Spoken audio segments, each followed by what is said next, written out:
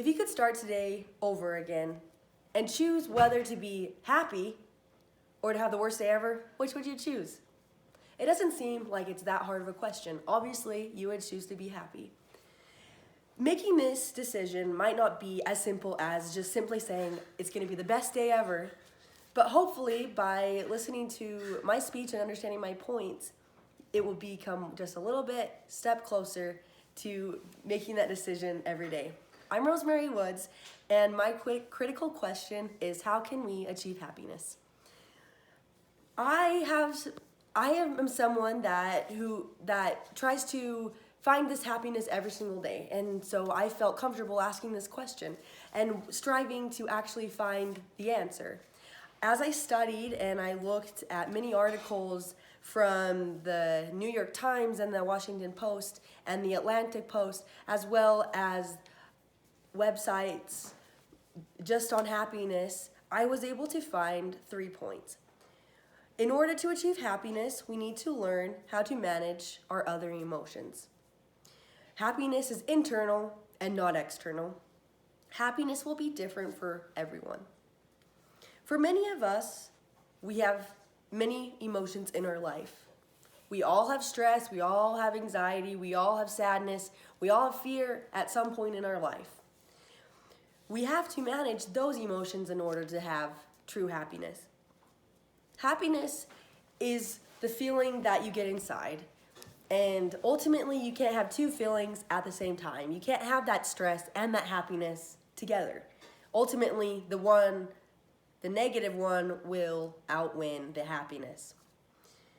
You can once you be able to overcome these challenges, to be able to manage your emotions, then you will be able to feel happier more of the time. Once you realize that, oh, I'm feeling stressed, then you can be like, oh, not stressed anymore, feeling happy.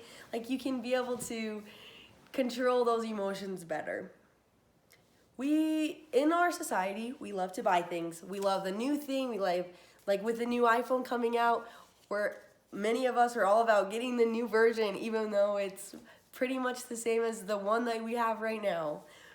Happiness is internal. Happiness is not external. All those possessions and things that we buy will not gain us happiness. We can all find happiness in these things, but it will be limited. Then we will move on to the next thing, and we will want that instead and put our happiness in that item. It keeps moving on, and we never achieve the end goal, which ultimately is happiness. It's not about being as rich as possible. In a talk that Richard Layard said, he talked about the percentages of Americans who base their happiness on the income that they receive.